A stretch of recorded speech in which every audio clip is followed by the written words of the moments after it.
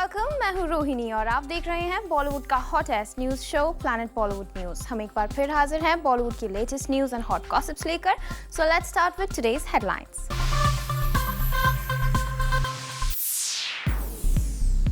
रणबीर के साथ new year celebrate करने के सवाल का खुद कटरीना देगी जवाब, exclusively on planet Bollywood news. क्या शाहरुख और अर्जुन रामपाल के बीच है सब कुछ ठीक ठाक? क्या सैफ अली खान और करीना कपूर पैसों के लिए अपनी वेडिंग के पिक्चर और वीडियो करेंगे पूरी दुनिया से शेयर? प्लैनेट बॉलीवुड न्यूज की शुरुआत एक सुपर एक्सक्लूसिव खबर के साथ। न्यूज़पेपर और टेलीविजन चैनल्स पर पिछले कुछ दिनों से आप कटरीना और रणबीर के न्यू ईयर साथ सेलिब्रेट करने की खबर देख रहे हैं, लेकिन अब तक इस खबर पर ना तो कटरीना और ना ही रणबीर का कोई बयान सामने आया है। पर आज पहली बार जूम पर एक्सक्लूसिवली देखिए रणबीर के साथ न्यू ईयर सेलिब्रेट करने की न्यूज पर कटरीना का क्या कहना है। Katrina, how was your 31st with Ranbir? Katrina, how was your 31st with Ranbir? Katrina Kaif के न्यू ईयर सेलिब्रेशन की मिस्ट्री खुद उन तक पहुंच गई है और अब कटरीना कैफ का ही उस सवाल से सामना हो गया है। Katrina, how was your 31st with Ranbir? Katrina, how was your 31st with Ranbir? ये वही सवाल है जो कटरीना के क्रिसमस और न्यू ईयर सेलिब्रेशन के लिए रवाना होते ही गॉसिप के गलियारों में गूंजने लगा था। खबर तो यहाँ तक आई कि अपनी फैमिली के साथ क्रिसमस और न्यू ईयर सेलिब्रेट करने लंदन गई कटरीना को रणबीर के साथ न्यूयॉर्क में नए साल का जश्न मनाते हुए देखा गया। Katrina, how was your 31st with Ranbir? इसलिए मुंबई एयरपोर्ट पर कटरीना के लौटते ही जूम ने उनसे कर दिया सीधा सवाल कि कैसे रहा उनका new year celebration with Ranbir. पर लगता है कटरीना को इतने टू द पॉइंट क्वेश्चन की उम्मीद नहीं थी, इसीलिए आगे क्या हुआ ये तो आपको कटरीना के इस एक्सक्लूसिव आंसर में दिख ही जाएगा। Katrina, how was your 31st with Ranbir? Katrina, ये मेरी मम्मी है, आप लोग प्लीज जाइए। रणबीर के साथ न्यू ईयर मनाने की बात पर कटरीना को अपनी मॉम की याद आ गई जो उनके साथ ही लौटी हैं, या फिर यूं कहें कि शायद ऐसे सवालों से बचने के लिए ही कटरीना अपनी मम्मी को भी साथ लेकर आई हैं। ये मेरी मम्मी है, आप लोग प्लीज जाइए। ये मेरी मम्मी है, आप लोग प्लीज जाइए। यानी लगता है कि कटरीना भी अब रणबीर की ही राह पर चल पड़ी हैं और अपने लिंकअप्स की गॉसिप से बचने के लिए अब अपने पेरेंट्स की दुहाई देने लगी हैं, बिल्कुल रणबीर की ही तरह। ये मेरी मम्मी है, आप लोग प्लीज जाइए। जब ये सब खबरें आते पेपर्स में बुरा लगता है। You know, I am sure my parents are also little embarrassed by it. ये मेरी मम्मी है, आप लोग प्लीज जाइए। अपनी मॉम की वजह से ही कटरीना ने ना तो रणबीर के साथ न्यू ईयर मनाने के सवाल पर हाँ कहा और ना ही इनकार किया। साथ ही इस बात ने इतना तो साबित कर ही दिया है कि इन स्टार्स के लिए सिर्फ मीडिया को फेस करना ही एक बड़ा सरदर्द नहीं है, बल्कि अपने पेरेंट्स के सामने भी अच्छे बने रहने का चैलेंज है। और अपने बचाव के लिए वो अक्सर गॉसिप्स गढ़ने का सारा इल्जाम मीडिया के सर मढ़ देते हैं। ऐसे में मीडिया अगर इनके पेरेंट्स के सामने ही इनसे जुड़ी गॉसिप्स पर सवाल करेगी तो फिर सवाल को टाल ही दिया जाएगा ना। ये मेरी मम्मी है, आप लोग प्लीज जाइए। For Hardik Tanna, zoom, Mumbai. पिछले कुछ दिनों से न्यूज़पेपर और टेलीविजन चैनल्स पर शाहरुख और अर्जुन रामपाल के बीच प्रॉब्लम्स की खबरें आ रही हैं, लेकिन क्या इन खबरों में है कोई सच्चाई? अर्जुन ने एक्सक्लूसिवली जूम के साथ फोन पर बात करते हुए दी इसकी जानकारी। क्या शाहरुख और उनके लॉन्ग टाइम बडी अर्जुन रामपाल के बीच आ गई है प्रॉब्लम्स?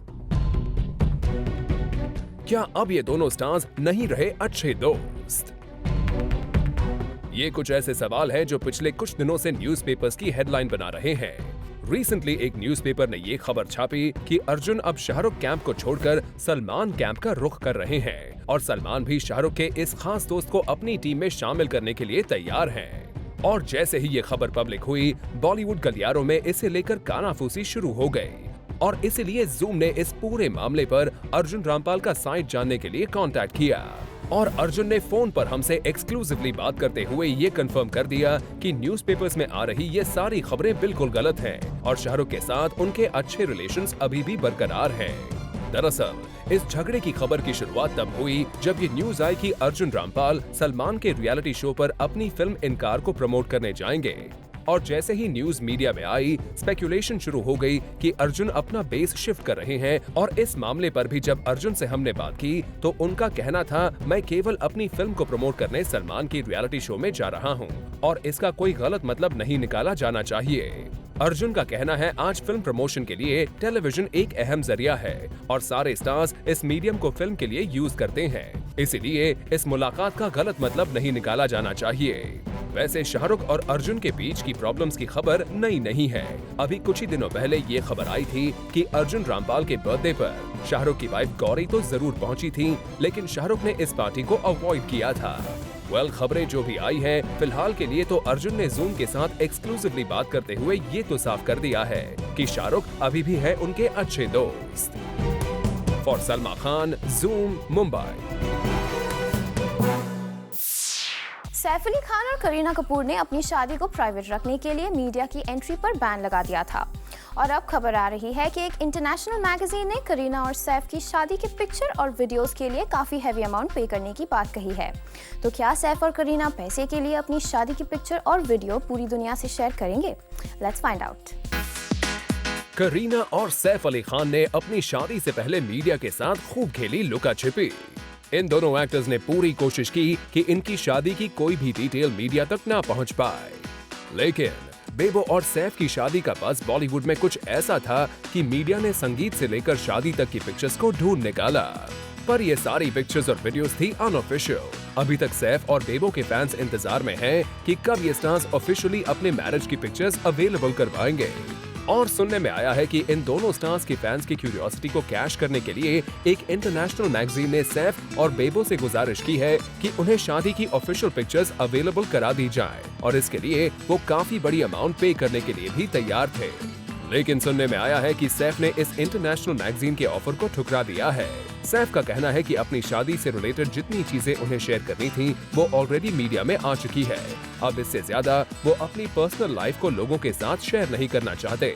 मतलब साफ है, छोटे नवाब कुछ पैसों के लिए अपनी पर्सनल मेमोरीज का सौदा नहीं करना चाहते। साथ ही अगर सैफ ऐसा करते तो उनकी क्रिटिसिज्म भी हो सकती थी, क्योंकि उन्होंने अपने शादी के दौरान हमेशा कहा था कि ये एक पर्सनल अफेयर है और वो इसमें मीडिया को शामिल नहीं करना चाहते। सैफ पैसों के लिए ना सही, अपने फैंस के लिए आप अपनी शादी की कुछ पिक्चर्स को मीडिया के साथ तो जरूर शेयर कर सकते हैं और अपने इस डिसीजन के बारे में एक बार जरूर सोचिएगा। For Salma Khan, zoom, Mumbai. Bollywood films में विमेन को किस तरह पोर्ट्रे किया जाना चाहिए, इस पर एक बड़ी बहस छिड़ गई है और रिसेंटली अपनी फिल्म इनकार को प्रमोट करने पहुंचे डायरेक्टर सुधीर मिश्रा ने इस इशू पर अपना साइड रखा। बॉलीवुड में वुमेन को एज एन ऑब्जेक्ट दिखाए जाने की कंट्रोवर्सी बढ़ती जा रही है। सोशल वर्कर और एक्ट्रेस शबाना आजमी ने जब से बॉलीवुड को नसीहत दी है कि फिल्म्स में फीमेल कैरेक्टर्स को ठीक से पोर्ट्रे किया जाना चाहिए, बॉलीवुड के ज्यादातर डायरेक्टर्स और प्रोड्यूसर्स बॉलीवुड को डिफेंड करने में लगे हुए हैं और रिसेंटली फिल्म इनकार को प्रमोट करने पहुंचे डायरेक्टर सुधीर मिश्रा का भी कुछ ऐसा ही है कहना। Hindi films have been in fact quite pro-choice, quite pro-women, and not condescendingly so, and they celebrate sometimes the sensuality of women. So if you see a song like Bidi Jalaile, if you feel like, let's take a practical, concrete example, I think it's a great song. It celebrates the sensuality of a woman. So celebrating sensuality is good. Sudhir इस issue को बिल्कुल अलग नजरिए से देखते हैं और जब फिल्म्स में बोल्डनेस की बात हो रही है तो फिल्म इनकार भी काफी बोल्ड इश्यू पर बेस्ड है। रिसेंटली सुनने में आया था कि इस फिल्म में सेक्स वर्ड को मोर देन 200 टाइम्स यूज किया गया है और इस पर सुधीर मिश्रा का कुछ यूं कहना है। You know, the film has been getting some real good attention in terms of the promos. They've been really liked by the audience, especially the youngsters a lot. But also what we get to hear is that the word sex has been used over 262 times in the movie. Is this something to draw the attention or is it just, No, I never counted, No. None of us counted. It's about sexual, there is an idea of sexual harassment in the film. It's part of the subject matter of the film, and I think we should get used to that word. It's what brought us here. वैसे इस film की कहानी को लेकर तरह तरह की reports media के सामने आई हैं, इसीलिए सुधीर ने डिटेल में हमें यहाँ बताया उनकी फिल्म की कहानी एग्जैक्टली है क्या। एक अच्छी फिल्म बनाने की कोशिश की है, दो नजरियों से। एक इशू है, एक फिल्म ऐसी है जिसमें आप किस तरफ हो, हैरेसमेंट है या फिर कुछ और है। अर्जुन रामपाल का कैरेक्टर कुछ और कह रहा है, चित्रांगदा का कैरेक्टर कुछ और कह रहा है। सच क्या है? क्या अर्जुन रामपाल के कैरेक्टर ने चित्रांगदा कैरेक्टर को एक्चुअली हैरेस किया है या नहीं? साथ ही सुधीर ने यहाँ मीडिया को बताया कि फिल्म में अर्जुन और चित्रांगदा को ही उन्होंने क्यों कास्ट किया। स्क्रिप्ट मनोज त्यागी हैं जिन्होंने ओरिजिनल कहानी लिखी थी। जब मेरे पास लेके आए थे वो कहानी, तो पहले जो नाम हमने सोचे थे वो अर्जुन और चित्रांगदा के थे, और लकीली उन्होंने हाँ कह दिया। सुधीर ने इस फिल्म के लिए काफी मेहनत की है और हम आशा करते हैं कि ऑडियंसेस को सुधीर की ये यूनिक एफर्ट पसंद आए। फॉर आरती दानी, ज़ूम, मुंबई। रिसेंटली अपनी फैमिली के साथ बैंकॉक से छुट्टियां मनाकर लौटे ऋतिक रोशन को एयरपोर्ट पर फैंस की वजह से करना पड़ा मुश्किलों का सामना। Take a look. Bollywood stars को अपनी पॉपुलैरिटी का खामियाजा अक्सर भुगतना पड़ता है, और अगर स्टार हो बॉलीवुड का फर्स्ट सुपर हीरो तो इसके क्या कहने। रिसेंटली जब एक्टर ऋतिक रोशन अपनी फैमिली के साथ छुट्टियां मनाकर मुंबई इंटरनेशनल एयरपोर्ट पर पहुंचे तो उनके फैंस ने उन्हें घेर लिया। एयरपोर्ट पर मौजूद हर ऋतिक का फैन उनके साथ पिक्चर क्लिक करवाने को बेताब था। जरा इन विजुअल्स को देखिए। एयरपोर्ट से बाहर निकलने से लेकर अपनी गाड़ी में बैठते वक्त तक ऋतिक के फैंस उनके साथ पिक्चर क्लिक करवाने को बेताब थे। वैसे इतनी रश होने के बावजूद ज़ूम ने ऋतिक से उनकी छुट्टियों के बारे में जानने की कोशिश की। Very hectic. So anything special this year? Was in service to the family. So was sorry? Any resolution did you take? Resolution? Don't need to.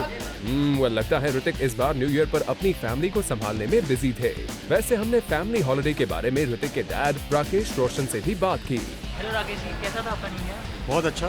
पूरे रेजोल्यूशन तो नहीं लिया, लेकिन पूरा परिवार साथ में था और बहुत अच्छा लगा। Anything happening? Everything was happening. Well, Roshan family की छुट्टियां रही शानदार, और अब छुट्टियों से लौटने के बाद एक बार फिर ऋतिक और राकेश रोशन फिल्म क्रिश 3 की तैयारियों में लग जाएंगे। For Hardik Tanna, zoom, Mumbai. Planet Bollywood News में फिलहाल वक्त है एक छोटे से ब्रेक का, लेकिन आप कहीं मत जाइएगा क्योंकि ब्रेक के बाद भी बाकी है बहुत कुछ खास। सो स्टे विद अस।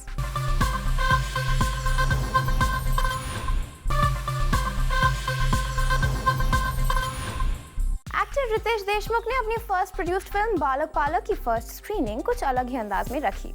आप भी देखिए। रितेश देशमुख बन चुके हैं फर्स्ट टाइम प्रोड्यूसर, और ये न्यूबी प्रोड्यूसर की फिल्म का प्रीमियर भी कुछ अलग ही था। रितेश देशमुख की मेड इन होम प्रोडक्शन बालक पालक जो मराठी फिल्म है, उसका वर्चुअल प्रीमियर करके रितेश देशमुख ने कुछ अलग ट्रेंड सेट किया। पहली बार प्रोड्यूसर बना हूँ, पहली बार वर्चुअल प्रीमियर शायद दुनिया में हो रहा है, और यूएफओ के माध्यम से ये हमें आज एक मौका मिला है। वर्चुअल प्रीमियर यानी हम लोग यहाँ पर आए यूएफओ के स्टूडियो में, और यहाँ से 5 अलग अलग सिटीज़ में, महाराष्ट्र की अलग अलग थिएटर्स में, जहाँ पर लोग स्पेशल प्रीव्यू देखने आए हैं, उनसे हमारी बातचीत हुई है। तो पूरे स्क्रीन में जो 5 सिटीज़ में जो ऑडियंस है पूरे स्क्रीन पर दिखती है, और वो हमें सवाल पूछती है, and I think it's a wonderful platform to interact directly with the audience. Ritesh एक एस्टैब्लिश्ड एक्टर तो बन ही गए हैं, लेकिन अब बतौर प्रोड्यूसर सक्सेसफुल होंगे या नहीं, इसका जवाब भी काफी पॉलिटिकली दिया रितेश ने। It's very difficult, you know. You have to wait. I come from a political family. जब तक काउंटिंग नहीं होती तब तक कोई जीतता नहीं है।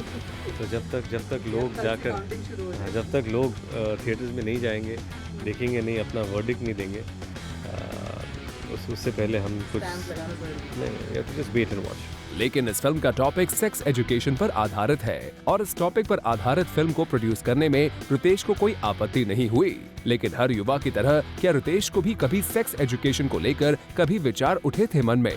To this Ritesh said, Thankfully, I had brothers who were like friends, and I had friends who were like brothers. So it all went well for me. अब बालक पालक के जरिए रितेश एक सोशल मैसेज पास कर तो रहे हैं, लेकिन उम्मीद है कि यही फिल्म हिंदी में भी जल्द आए। वैसे फिलहाल के लिए we leave it on the audience to decide the success और fate of this film. For Ilika Srivastava, Zoom, Mumbai.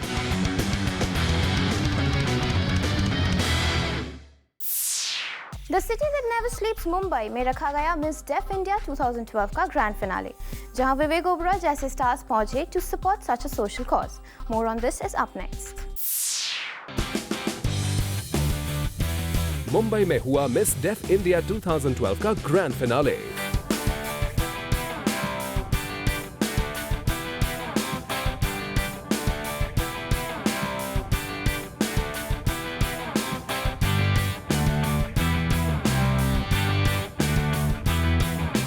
इस कंपटीशन को All India Deaf Art and Culture Society and Bombay Foundation of Deaf Women ने मिलकर ऑर्गेनाइज किया था। इस कंपटीशन की winner ambassadors of the deaf community भी होती हैं। साथ ही इनको यूरोप की ट्रिप के साथ बाकी ढेर सारी फैसिलिटीज दी जाती हैं, जिससे कि वो हर जगह जाकर अवेयरनेस फैला सकें। This is the Deaf Expo related to education, technology, sign language. It's a part of Miss Deaf India contest. And this is happening in Mumbai for the first time. Earlier it has happened in Punjab. This is to spread the deaf awareness to all over India. पहले तो मुझे बहुत अच्छा लगा, मैंने पहली बार participate किया और मैं फर्स्ट आई, बहुत खुशी है इस बात की। मुंबई में इस कंपटीशन के साथ एंटरटेनमेंट का भी पूरा ध्यान रखा गया था, जहां अपने 3 राउंड्स में इन ब्यूटीज ने इस कंपटीशन को कंप्लीट किया। वहीं स्टेज पर वहां बैठे ऑडियंस के लिए अलग अलग तरह के प्रोग्राम भी रखे गए थे। इस इवेंट को सपोर्ट करने बॉलीवुड से विवेक ओबरॉय भी पहुंचे थे। साथ में प्रहलाद कक्कड़ ने भी इस खास इवेंट को सपोर्ट किया। वी होप कि इस तरह के कंपटीशन और भी हो, जिससे कि सोसाइटी में अवेयरनेस स्प्रेड हो। For Chetna Singh, Zoom, Mumbai. Planet Bollywood News में फिलहाल वक्त है एक छोटे से ब्रेक का, लेकिन आप कहीं मत जाइएगा क्योंकि ब्रेक के बाद भी बाकी है बहुत कुछ खास। So stay with us.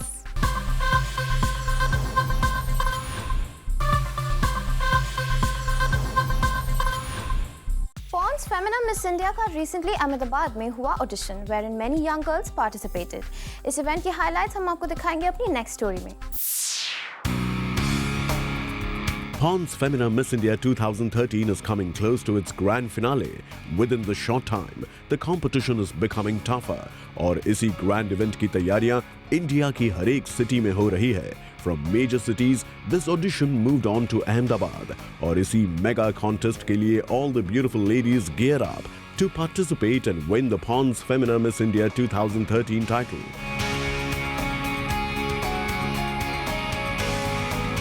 The girls showed their talent and beauty to the judges. और इतनी सारी girls में काफी कम लड़कियां select हुई to enter the grand finale of Pond's Femina Miss India 2013.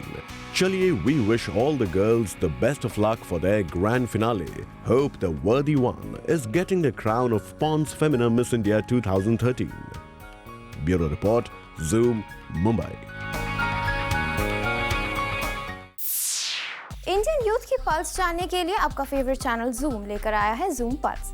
बस हमारे फेसबुक पेज www.facebook.com/zoomtv पर आइए और हिस्सा लीजिए एक इंटरेस्टिंग पोल में। रिसेंटली Zoom पल्स के ऑनलाइन पोल का सवाल था Who's your favorite खान। इस क्वेश्चन के लिए ऑनलाइन पोल में 11,216 वोट्स हमारे पास आए, जिसमें 37% वोट्स पाकर दबंग सलमान खान रहे नंबर 1 पोजीशन पर। वहीं शाहरुख खान 36% वोट्स के साथ रहे सेकंड पोजीशन पर और इस पोल में 20% वोट्स पाकर आमिर खान रहे थर्ड पोजीशन पर। अगर आप भी इस पोल का हिस्सा बनना चाहते हैं तो लॉग इन कीजिए www.facebook.com/zoomtv पर और हिस्सा लीजिए इस वीक के पोल में।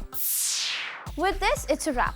प्लैनेट बॉलीवुड न्यूज में कल हम फिर लौटेंगे लेकर बॉलीवुड की और भी latest news and gossips. Till then, keep watching Zoom, India's #1 Bollywood channel.